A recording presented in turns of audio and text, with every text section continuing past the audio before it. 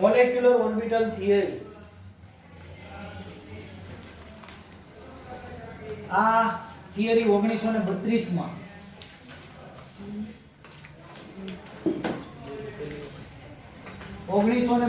માં મૂડ અને મુલિકર નામના બે વૈજ્ઞાનિકો હતા. ઓકે, એમણે મોલેક્યુલર ઓર્બિટલ થિયરીની રચના કરી. હવે મોલેક્યુલર ઓર્બિટલ થિયરી એટલે શું? મોલેક્યુલર, મોલેક્યુલ મતલબ અણુ. અણુઓ માટેની થિયરી એમણે રજૂ કરી. ભાઈ અણુ બને તો કઈ રીતે પરમાણુઓ જોડાય અને અણુ બને, એમના માટે આ થિયરી છે. તો એ થિયરીનો અભ્યાસ પહેલો મુદ્દો એવો કહે છે કે અણુ ક્યારે બને? તો કે પરમાણુ હોય, પરમાણુ તો એની કઈ કક્ષકો હોય? પરમાણ્વીય કક્ષકો. તો પરમાણ્વીય કક્ષકો સંયોજાઈને કઈ કક્ષકો બનાવે? પરમાણ્વીય કક્ષકો જોડાય તો શું બને? પરમાણુ જોડાય તો શું બને? અણુ. તો અણુની કઈ કક્ષક હોય? આણ્વીય. તો પરમાણ્વીય કક્ષકો જોડાઈને કઈ કક્ષકો બનાવે છે? આણ્વીય. પરમાણ્વીય કક્ષકો જોડાય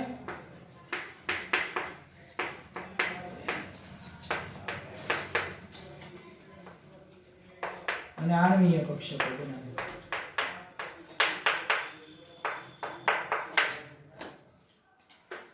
બીજી ધારણા એમની કે તુલનાત્મક ઊર્જા અને યોગ્ય સમમિતિ ધરાવતી પરમાણ્વીય કક્ષકો સંયોજાય અને આણ્વીય કક્ષકો બનાવે. હવે આણ્વીય કક્ષકો બનાવે, આ બે પરમાણુ હતા, આ બે પરમાણુ, આમની પરમાણ્વીય કક્ષક, આમની પરમાણ્વીય કક્ષક, એ જ્યારે અણુ બને છે H2 ત્યારે એમની કઈ કક્ષક હોય? આણ્વીય કક્ષક. તો આ આણ્વીય કક્ષક બને છે ત્યારે આ બંનેની ઊર્જા કેવી હોવી જોઈએ? સમાન હોવી જોઈએ. ઊર્જા કેવી હોવી જોઈએ? સમાન. તો સમાન ઊર્જા હોય ત્યારે જ એ જોડાઈ શકે. તો આણ્વીય કક્ષકો બને છે ત્યારે એમની ઊર્જા કેવી હોય? સમાન હોય છે. જ્યારે પરમાણ્વીય કક્ષકોમાં ઇલેક્ટ્રોન એક કેન્દ્રની અસર પામે છે, તેમ આણ્વીય કક્ષકોમાં બે કેન્દ્રો વચ્ચે અસર પામે છે. પરમાણુમાં છે, પરમાણુમાં એની પરમાણ્વીય કક્ષક હોય ને એના એક કેન્દ્ર નીચે અસર પામે. એક કેન્દ્ર નીચે અસર પામે એટલે શું? આ પરમાણુ છે હાઇડ્રોજન, તો આ એનું કેન્દ્ર હોય, કોઈ પણ હોય, ક્લોરીન હોય, ફ્લોરીન હોય, બ્રોમિન હોય, કોઈ પણ આવર્ત કોષ્ટકનું તત્વ હોય, તો એક પરમાણુ હોય તો એનું એક જ કેન્દ્ર હોય ને. પછી કેન્દ્રમાં પ્રોટોન ગમે તેટલા હોય પણ કેન્દ્ર તો એક જ થયું ને. તો પરમાણુ હોય તો એ એક કેન્દ્રની અસર નીચે ઇલેક્ટ્રોન હોય એનું આકર્ષણ હોય કે નહીં? તો અણુ હોય તો એમની અંદર શું હોય? તો કે અણુની અંદર બે પરમાણુઓ જોડાય. તો બે પરમાણુઓ જોડાય તો બે કેન્દ્રો થયા કે નહીં? બે પરમાણુ, તો બે કેન્દ્રો નીચે અસર પામે છે એની કક્ષકો. જ્યારે પરમાણુની પરમાણ્વીય કક્ષકો એક કેન્દ્રની અસર નીચે હોય છે એટલે એક ધન વીજભાર સાથે પ્રક્રિયા કરે છે. જ્યારે અણુમાં બે કેન્દ્રો હોય છે એટલે પ્રક્રિયા બે કેન્દ્રો વચ્ચે થાય છે. એટલે એક કેન્દ્રની અસર નીચે કોણ હોય? પરમાણ્વીય કક્ષકો. અને બે કેન્દ્રો નીચે કોણ હોય? આણ્વીય કક્ષકો. કેમ કે અણુ બને તો એમાં કેન્દ્રો બે જ હોવાના. માનો કે તમારો HCl અણુ બન્યો, આની પહેલા પરમાણુ કોણ હશે? હાઇડ્રોજન અને ક્લોરીન. આ એક પરમાણુના બે પરમાણુ છે તો આનું કેન્દ્ર એક પરમાણુનું હોય, આની પર અત્યારે અલગ અલગ છે પણ આ જ્યારે અણુ બને ત્યારે બંને એક થઈ ગયા. એના કેન્દ્રો તો બે હોય, ક્લોરીનનું કેન્દ્ર અલગ અને હાઇડ્રોજનનું કેન્દ્ર અલગ. તો આ અણુ બની ગયો તો અણુમાં શું હોય? કેન્દ્રો કેવા હોય? બે કેન્દ્રો અસર નીચે ઇલેક્ટ્રોન છે અસર પામે છે, જ્યારે આમાં એક કેન્દ્ર, પરમાણુમાં એક કેન્દ્ર નીચે અસર પામે છે. પરમાણુની સંખ્યા પર આધાર રાખે છે તેનાથી અસર. આમ પરમાણ્વીય કક્ષકો એક કેન્દ્રીય હોય છે, જ્યારે આણ્વીય કક્ષકો કેવી હોય? બહુકેન્દ્રીય. પરમાણુ કક્ષકો કેવી હોય?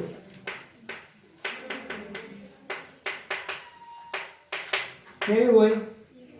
એક કેન્દ્રીય હોય. એક જ કેન્દ્ર હોય પરમાણુમાં. અણુની કક્ષકો કેવી હોય? બહુકેન્દ્રીય હોય, એક કરતા વધારે કેન્દ્રો ધરાવે છે.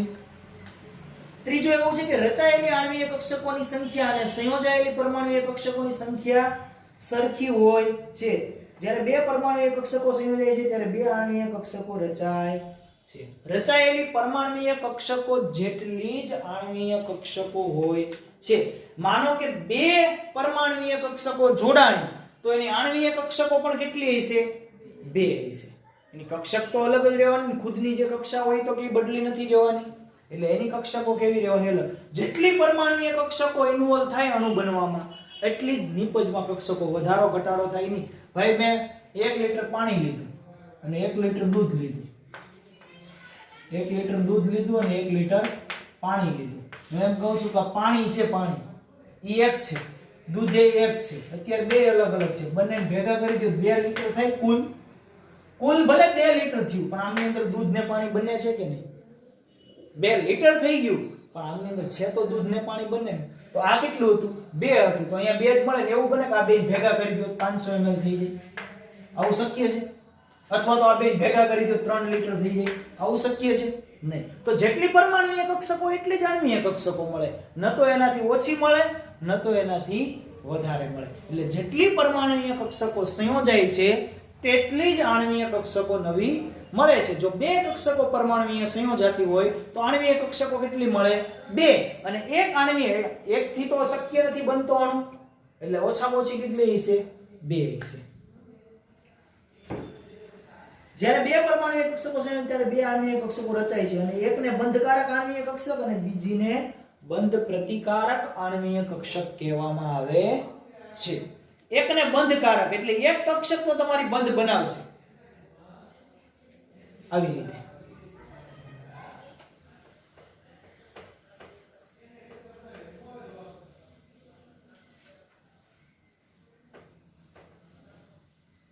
હાઇડ્રોજન છે, આ હાઇડ્રોજન છે. આમની વનેશ કક્ષા હોય, આની વનેશ કક્ષા હોય. બંને પાસે એક એક ઇલેક્ટ્રોન હોય. હાઇડ્રોજન અને હાઇડ્રોજન વચ્ચે બંધ થાય તો આવું થાય, H2 અણુનું નિર્માણ થાય. તો આ 2 પરમાણુય કક્ષકો હતી તો અહીંયા 2 આણ્વીય કક્ષકો મળે પણ આ 2 ઇલેક્ટ્રોન થી બંધ તો એક જ બને કે નહીં? એટલે આવું થાય.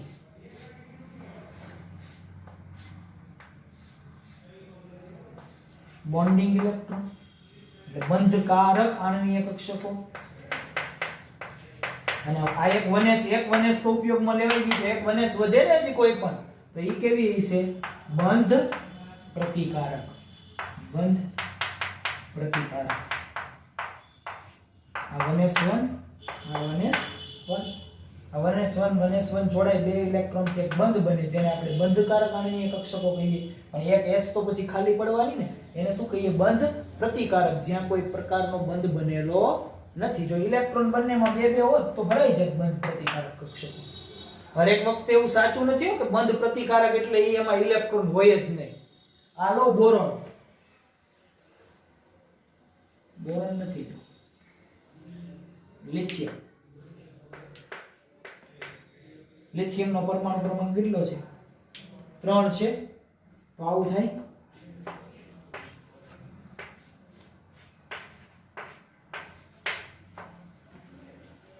આ લિથિયમ, બીજો લિથિયમ. નહીં તો વધી જશે ઇલેક્ટ્રોન. देखो એના માટે ચિતાર બીજો આવશે.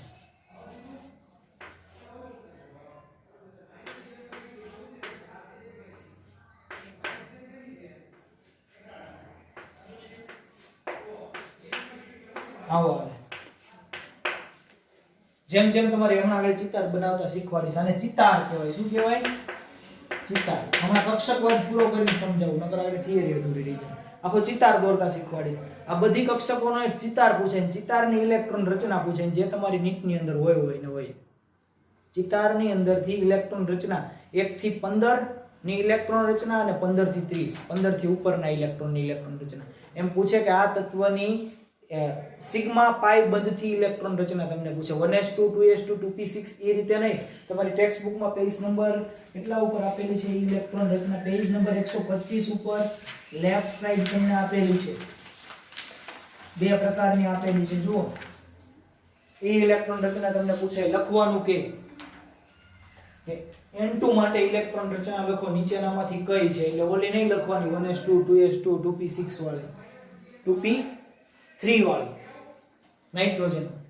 તો એ નહીં લખવાની, પૂછાય તમારે. એટલે 2 તમારે યાદ રાખવાની રહેશે ક્રમમાં. એ હમણાં યાદ રાખી જશે, એને કઈ ગોખવાની જરૂર નથી. ચિતાર ઉપરથી હું યાદ રખાવી દઉં તમને. ચાલો એના પછીનો પોઈન્ટ જોઈએ. બંધકારક આણ્વીય કક્ષકની ઊર્જા હંમેશા બંધ પ્રતિકારક આણ્વીય કક્ષક કરતા ઓછી હોય છે, તેથી તે સ્થાયીતા વધારે હોય છે. બંધકારક આણ્વીય કક્ષકો હોય ને એની ઊર્જા કેવી હોય? ઓછી હોય. બંધકારક આણ્વીય કક્ષક, હવે તો બંધ બની ગયો ને, બંધ બની ગયા પછી ઊર્જા કેવી થઈ જાય? એની ઘટી જાય. આપણે ખબર પેલો ગ્રાફ જોયો તો આવો, કે હાઇડ્રોજન છે પરમાણુ તરીકે હતો, પછી જેમ જેમ જેમ નજીક અહીંયા H2 બની ગયો તો એની સ્થિતિ ઊર્જા ઘટી જતી હતી. જ્યારે પરમાણુ તરીકે હોય ને પરમાણુ, ત્યારે એમની ઊર્જા ખૂબ હોય વધારે. કેમ ઊર્જા ખૂબ વધારે હોય? કારણ કે સિંગલ પરમાણુ છે એને રિએક્શન કરવા માટે દરેક તત્વની અસ્થાયીતા શું બતાવે? કે તત્વ છે એ પ્રક્રિયા કરવા માટે તત્પર છે અને પ્રક્રિયા કરવાની ખૂબ ઈચ્છા છે. શું કામ? કારણ કે એને સ્ટેબલ થવું છે. સ્ટેબલ થવું એટલે શું? તો કે એને નિષ્ક્રિય વાયુ જેવી રચના પ્રાપ્ત કરવી છે, ઊંડા વાયુ જેવી ઇલેક્ટ્રોન રચના પ્રાપ્ત કરવી છે. હાઇડ્રોજન છે એ એક ઇલેક્ટ્રોન મેળવે, એનો મતલબ શું કામ એક ઇલેક્ટ્રોન મેળવીને બંધ બનાવે છે? કારણ કે એને હિલિયમ જેવું બનવું છે. નાઇટ્રોજન છે, નાઇટ્રોજન 3 બંધ બનાવે. શું કામ 3 બંધ બનાવે? કારણ કે એને નિયોન જેવું થવું છે. મેગ્નેશિયમ છે, મેગ્નેશિયમ એ 2 ઇલેક્ટ્રોન ગુમાવી દે. શું કામ? કારણ એને નિયોન જેવું થવું છે. અથવા તો એને 6 ઇલેક્ટ્રોન મેળવવા પડે આર્ગોન જેવું થવા. એટલે 6 મેળવવા કરતા 2 ગુમાવવા સરળ છે. એટલે 2 ગુમાવી દે સબ મેળવવાની જગ્યાએ. એટલે મેગ્નેશિયમ ઉપર આપણે +2 મૂકી, એટલે સમૂહ 2 આખો +2 થઈ ગયો, સમૂહ 1 આખો +1 થઈ ગયો. તો એ બધા તત્વો આવું શું કામ કરે? કારણ કે દરેક તત્વને સ્ટેબલ થવું. સ્ટેબલ મતલબ સ્થિર થવું છે. સ્થિર ક્યારે થાય? તો કે જે તે તત્વ છે એ પોતાની બાહ્યતમ કક્ષા છે એ પૂર્ણ કરી લે, એટલે અષ્ટક પૂર્ણ કરી લે, 8 ઇલેક્ટ્રોન પૂરા થઈ જાય એટલે તત્વ કેવું થઈ જાય? સ્ટેબલ થઈ જાય. તો બંધકારક જે આણ્વીય કક્ષકો છે ને એમની સ્થિરતા વધારે હોય. સ્થિરતા વધારે હોય એની ઊર્જા કેવી હોય? ઓછી હોય. કેવી હોય? જેની સ્થિરતા વધારે એની ઊર્જા કક્ષક કેવી હોય? અસ્થાયી હોય. એટલે આની ઊર્જા કેવી હોય? ઊર્જા વધારે. આના કરતા આની ઊર્જા વધારે હોય. કારણ કે આને પ્રક્રિયા કરવાની છે, ખાલી છે, પ્રક્રિયા કરશે. કોઈ 2 વ્યક્તિ છે, આ બંને વ્યક્તિએ 3 વર્ષ કોલેજ કર્યા પછી માર્કેટમાં જાય છે. 3 વર્ષ કોલેજ કર્યા પછી માર્કેટની અંદર જાય છે. બંને સરખા જ છે, બંને સરખા જ છે. અહીંયા નોકરી લેવા માટે આવે છે. નોકરી, આને નોકરી જોતી છે. આ વ્યક્તિને જેવો બહાર પડે છે એટલે એને નોકરી મળી જાય. હવે નોકરી મળી ગયા પછી એનો પગાર ચાલુ થઈ ગયો, 45,000 પગાર આપે છે. નાનો પગાર આપણી પાસે થોડો હોય, 45,000 પગાર આપે છે. આ વ્યક્તિ હવે નોકરી ગોતવા જશે. હજી તમને કદાચ થોડું થોડું લાગતું હોય. આનો પગાર પર મંથ 3 લાખ રૂપિયા થઈ ગયો. ખોટે ખોટે એમને લઈ જવાના, આપણે થોડો ઓછા પગારમાં શું કામ રાખવું? નોકરી કઈ? નોકરી આઈટી કંપનીમાં કરે છે. આઈઆઈટી માંથી એમણે એન્જિનિયરિંગ પૂરું કર્યું તો 4 વર્ષ થાય. એમાં એન્જિનિયરિંગ પૂરું કર્યું અને ત્યાર પછી ભાઈ માર્કેટમાં આવ્યા. બંને એક સાથે જ આવ્યા. તો એકને ડાયરેક્ટ બહાર પડ્યો સીધો 3 લાખ પર મંથ, 36 લાખનું પેકેજ આપી દીધું પર યર. રહેવા જમવાનો ખર્ચો અલગથી આપી દીધો. પછી આ નોકરી ગોતવા જાય કે? પછી નોકરી ગોતવા જાય ને આ બહાર આવ્યો એમને ઊભો છે, નોકરી નથી મળી, તો જશે કે નહીં નોકરી ગોતવા? તો બધા ઊર્જા આની વધારે હોય કે નહીં? દોડધામ. આ દોડધામ કરશે કે નહીં? શું કામ કરશે? આની પાસે નોકરી નથી. જો આને નોકરી મળી જાય તો પછી દોડધામ કરે? ભાઈ નોકરી કરતો હોય ને મળી ગઈ નોકરી પછી ગોતવા જાય? ના જાય ને? તો બિલકુલ એવું છે. આની કક્ષક ખાલી હતી, ભરાઈ ગઈ એટલે નોકરી મળી ગઈ. હવે આ પ્રક્રિયા કરે નહીં. હવે એની ઊર્જા ઘટી જાય, દોડવાની ક્ષમતા બધું ઘટી જાય, કેમ કે નોકરી મળી ગઈ. આ દોડાધામ કરશે કે? કેમ કે હજી નોકરી મળી નથી. એટલે બંધ પ્રતિકારક કક્ષકો કેવી હોય? અસ્થાયી હોય. એ શું કામ અસ્થાયી હોય? કેમ કે એને પ્રક્રિયા કરવી છે, જોબ ગોતે છે. ઝડપથી મને કોઈ 20,000 માં રાખી લે, એ તો પછી એમ જ હોય ને, ના મળે તો ઈ પછી ભલે 20,000 માં મળે પણ પછી સ્ટેબલ થઈ જાય તો એની ઊર્જા ઘટી જાય. ત્યારે તો આની ઊર્જા કેવી છે? વધારે છે. એટલે ખાલી કક્ષક છે, બંધ પ્રતિકારક કક્ષક હોય એની ઊર્જા વધારે હોય. ઊર્જા ત્યારે જ વધારે હોય કે જ્યારે અસ્થાયી હોય. અને અસ્થાયી ક્યારે હોય? કે જ્યારે એનું અષ્ટક પૂર્ણ ન થતું હોય ત્યારે એ કેવો હોય? અસ્થાયી હોય. અને અસ્થાયી હોય એટલે એની ઊર્જા વધારે હોય. ચાલો, જેમ પરમાણુમાં કેન્દ્રની આસપાસ ઇલેક્ટ્રોન સંભવ્યની વહેંચણી પરમાણુય કક્ષકો વડે બતાવે તેમ આણ્વિય કક્ષકમાં અણુના કેન્દ્રની સમૂહની આસપાસ કક્ષકોની સંભવ્ય વહેંચણી આણ્વિય કક્ષક વડે દર્શાવે. પરમાણુમાં ઇલેક્ટ્રોનની વહેંચણી ક્યાં બતાવીએ? તો કે એની પરમાણુય કક્ષકોની અંદર.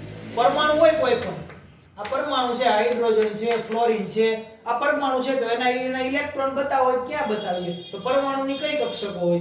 પરમાણુય કક્ષકોની અંદર બતાવીએ. અણુ હોય તો અણુને કઈ કક્ષકો હોય? આણ્વીય, તો એના ઇલેક્ટ્રોન ક્યાં બતાવવાના? એની આણ્વીય કક્ષકોની અંદર. નાના બાળક જેવી વાત. પરમાણુય કક્ષકોની જેમ આણ્વીય કક્ષકો પણ આઉટ-બાઉટ સિદ્ધાંત, પાઉલીનો સિદ્ધાંત તથા હુન્ડના નિયમને ફોલો કરે છે. પરમાણુય કક્ષકોની જેમ જ આણ્વીય કક્ષકો છે આઉટ-બાઉટ, પાઉલી અને હુન્ડ. આ ત્રણે શેના નિયમો છે? આ ઇલેક્ટ્રોનની ભરણી માટેના. ઇલેક્ટ્રોન ભરીએ ને આપણે 1s2 2s2 2p6 આ બધા ઇલેક્ટ્રોન ભરીએ ને, તો આઉટ-બાઉટ એ શું કીધું કે ઇલેક્ટ્રોન પ્રથમ છે નીચી ઊર્જા ધરાવતી કક્ષકમાં ભરાય છે, ત્યાર પછી ઊંચી ઊર્જા ધરાવતી કક્ષકોમાં ભરાય છે. પછી પાઉલીએ શું કીધું? પાઉલીએ શું કીધું કે એક કક્ષકની અંદર વધુમાં વધુ 2 જ ઇલેક્ટ્રોન સમાઈ શકે. જો એક કક્ષકની અંદર, કક્ષા ને એવો કક્ષક એટલે આ કક્ષક થઈ px py pz, તો આ એક કક્ષક હોય તો વધુમાં વધુ કેટલા ઇલેક્ટ્રોન સમાઈ શકે? 2. અને હુન્ડે શું કીધું? હુન્ડે એમ કીધું કે આ 2 ઇલેક્ટ્રોન આમ ભરી દેવાના નહીં, એની સ્પિનની દિશા કેવી હોય? વિરુદ્ધ હોય છે. એટલે આ વિરુદ્ધ. આઉટ-બાઉટ, પાઉલી અને હુન્ડ આ ત્રણ નિયમો આના માટે છે. નીચી ઊર્જા એટલે કઈ? તો કે નીચી ઊર્જા એટલે આ p કક્ષક હોય, પ્રથમ એક ઇલેક્ટ્રોન ભરીએ ને એની નીચી ઊર્જા થઈ. ઊંચી ઊર્જા એટલે કઈ? પછી બીજો ઇલેક્ટ્રોન ભરીએ ને તો પ્રથમ નીચી ઊર્જામાં ભરાય. આવું કોઈ કીધું આઉટ-બાઉટ. પછી પાઉલી, પાઉલીએ શું કીધું કે એક કક્ષકની અંદર વધુમાં વધુ કેટલા ઇલેક્ટ્રોન? 2. અને હુન્ડે શું કીધું કે એની ભ્રમણની દિશા કેવી હોય? વિરુદ્ધ હોય છે. એકની +1/2 હોય તો બીજાની કેવી હોય? -1/2 હોય છે. એટલે પરમાણુય કક્ષકોની અંદર જે આ નિયમ લાગુ પડે છે તે જ નિયમ શેમાં લાગુ પડે છે? આણ્વીય કક્ષકોની અંદર લાગુ પડે છે. ક્લિયર? આ હતી મોલેક્યુલર ઓર્બિટલ થિયરી. શું સમજાય આ થિયરીની અંદર? આ થિયરીની અંદર 3 શબ્દો શીખ્યા. ક્યાં? એક પરમાણુય કક્ષકો અને આણ્વીય કક્ષકો. પરમાણુમાં જેમ પરમાણુય કક્ષકો હોય, અણુમાં આણ્વીય કક્ષકો હોય. પરમાણુમાં જેમ પરમાણુય કક્ષકોમાં ઇલેક્ટ્રોન ભરાય તેમ અણુમાં આણ્વીય કક્ષકોની અંદર ઇલેક્ટ્રોન ભરાય. પછી કે બંધ બનાવે, જ્યારે અણુ બને ત્યારે 2 પ્રકારનું હોય. પરમાણુમાં જેટલા પરમાણુ સંયોજાય જેટલી પરમાણુય કક્ષકો સંયોજાય એટલી જ આણ્વીય કક્ષકો મળે. તો આણ્વીય કક્ષકો મળે એમાં કેવું હોય? એમાં 2 પ્રકારની હોય, એક બંધકારક અને એક બંધ પ્રતિકારક. બંધકારક હોય એની સ્થાયીતા વધારે હોય, કેમ કે બંધ બનાવી લીધો એટલે એની ઊર્જા ઓછી હોય. જેની સ્થાયીતા વધારે એની ઊર્જા ઓછી. બંધ પ્રતિકારકમાં કેવું હોય? એ અસ્થાયી હોય. અસ્થાયી હોય એટલે શું હોય? એની ઊર્જા વધારે હોય. પૂરું. અને જેમ પરમાણુય કક્ષકો આઉટ-બાઉટ, પાઉલી, હુન્ડને ફોલો કરે છે તેમ આણ્વીય કક્ષકો કરે છે.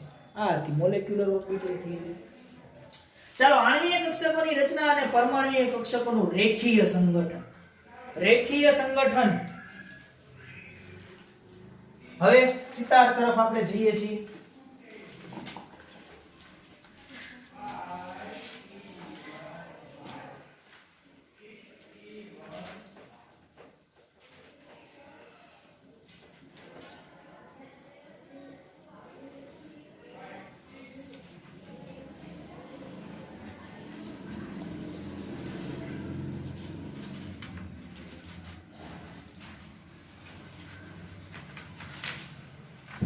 હું છે ને ચિતાર અહીંયા 4.7.1 એટલે પેજ નંબર 122 થી લઈ અને પેજ નંબર 125 સુધી કમ્બાઈન કરાવું. 25 નહીં, પેજ નંબર 127 સુધી એક જ ચિતારમાં આખી થિયરી સમજાવી.